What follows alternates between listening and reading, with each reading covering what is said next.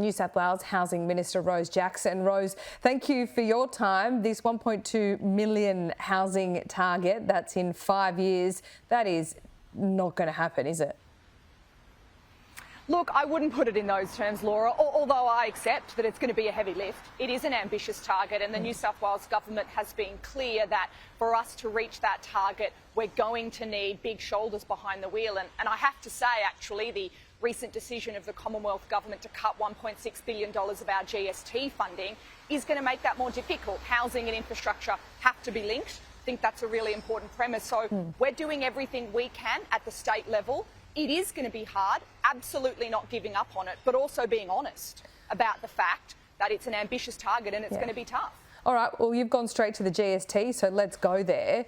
You said the federal government's decision to cut $1.6 billion from New South Wales, but we've heard from the Prime Minister, he says it's an independent body that makes those decisions. Sounds like you don't accept that. Oh, look, I mean, sure, I accept that the Grants Commission is the decision-making body, and actually I don't always agree with former New South Wales Premier Dom Perrottet, but his description of the Grants Commission as a kind of magical black box I actually think is quite accurate. New South Wales is clearly not getting its fair share, and it's not just the GST. I mean, that's come on top of cuts to our infrastructure funding. We're not getting our fair share through the national agreements in housing, in my area, in health, in education. So, you know, we want to do our bit in New South Wales. You know, we understand that part of the GST is, you know, giving that assistance to some of the smaller, poorer states. But really, New South Wales is trying to lead, trying to build more housing. The state government's doing everything we can. And, yeah, it's a bit of a roadblock in our way, some of these decisions from the Commonwealth. Well, I think reasonable people in New South Wales would look at this and go, well, it's a Labor government in power in New South Wales and at a federal level. Surely they can work this out. But that doesn't seem to be the case.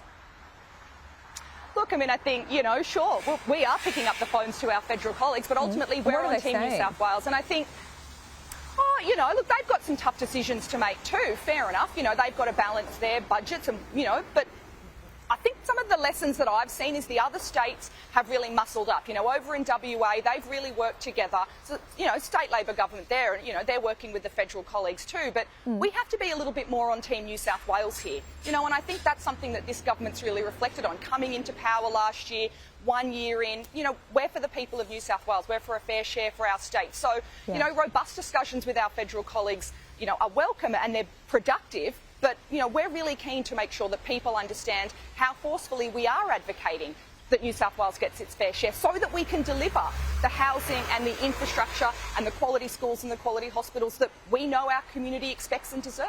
Well, maybe you need a few more marginal seats in New South Wales because that's what WA's got and they're getting an extra $6 billion next year. I think we've got quite a few marginal seats in New South Wales, but it shouldn't be about the politics, Laura. It shouldn't be about marginal seats or Labor or Liberal or whatever. That's what we're talking about here. It should be about fair share.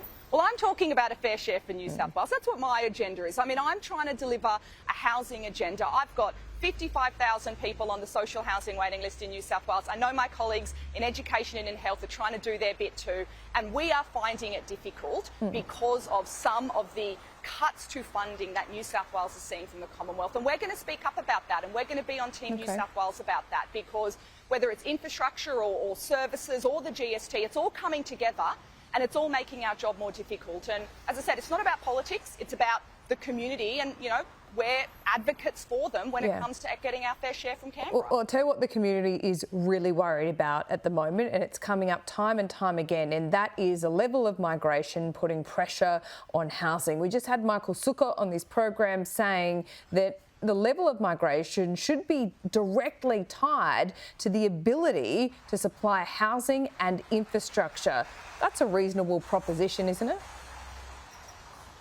Look, I mean, I have to say, I heard Michael Sukkar's comments, and the one point that he made was that's in the federal government's control. And he's right about that. It's in the federal government's control. And as a state parliamentarian, one of the things that I'm really clear about is delivering on the things that I am responsible for and not passing blame or responsibility to other levels of government. So migration is a Commonwealth decision. It's something that they are in control of. That directly affects your job and what you can do.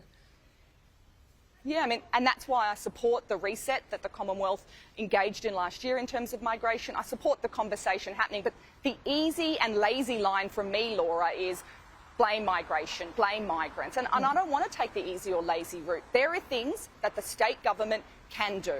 And those are the things that I'm focused on. And I also do want to make the point that skilled migration, which is really what we're talking about, does make an important contribution to our economy here in New South Wales. There were comments about labour shortages. Absolutely. When it comes to delivering our housing. Well, skilled migrants can play a role directly addressing those labour shortages. So I think we need a sensible and nuanced conversation. But fundamentally, I don't want to waste my time taking easy and lazy shots at local government or Commonwealth government. The state government is focused on the things that we can control, and it's a big job that we have. Yeah, sure, but that's great. And yeah, I know you're doing what you can, but if migration isn't addressed, it's like you will be drinking out of a fire hose. Sure, and as I said, we want to engage in sensible conversations with the Commonwealth about their areas of responsibility, which include migration. Also, as I've mentioned, include things like federal infrastructure funding, federal health and education funding, GST carve-up. Those are conversations that we do want to engage in. But I've seen this before from state politicians, Laura. I've seen state politicians say, oh, well, there's actually nothing I can do because it's about migration or it's about local government. And to me, that's an abdication of responsibility. So, yes, I accept your premise that there are elements outside of our control and we should engage in them, but not at the expense of us taking responsibility for the things that we do control and focusing on those. And I make no apologies about having those things as my primary focus. Sure, let's talk about Airbnb, because I did speak to Airbnb yesterday and it was quite an illuminating conversation, if I can put it that way, talking about this levy, this tourism levy. I mean, it's pretty cheeky of them to say, yeah, look, we'll have the levy, no worries. We'll just pass it on to those using our service, but we want hotels to have this levy imposed on them as well. I mean, they're not apples and apples, are they? No, they're not. And this is an example, Laura, of an area that is in the state control. So, that's right. I'm really engaged in the question about what we do about the short-term rental market. Look, I've seen Airbnb submissions. We received hundreds of submissions as a response to our discussion paper. Thousands of people completed our survey responses. And obviously the different parts of the sector, whether it's Airbnb, whether it's hotels, whether it's local communities, have got different views. I welcome the ideas. There's a lot of things on the table that are a little bit sort of interesting, some cheeky perspectives, but that's okay. That's part of the policy development work that we're doing now. So we haven't made any decisions about how we are going to respond. Submissions only closed last week, and we're now reviewing all of the feedback that we've received. Okay, this is so urgent at the moment. You can see that.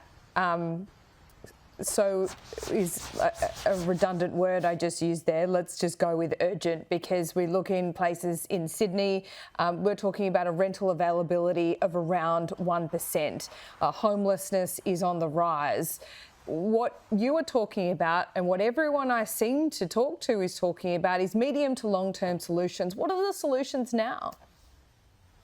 Yeah, I think I've got a few, and I really accept that point, Laura. We need to build more houses. That's not going to happen overnight.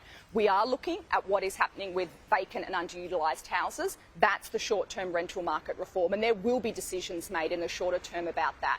The other two key things we are doing is a modular housing task force. Modular homes can be turned around in a matter of weeks and months, not years. They're not necessarily a permanent and wholesale solution, but they can deliver quality homes for people to live in the short term, and I'm very concerned to deliver on that solution. And the third thing we are doing is looking at what the Queensland Government actually has done, which is where do we have empty motels, empty nursing homes, buildings, empty old nurses' quarters. There are buildings around, people probably know them in their communities, that are empty, that are sitting disused. What can we do to turn them around in the short term? There's an example up in the Hunter, the Stockton Centre.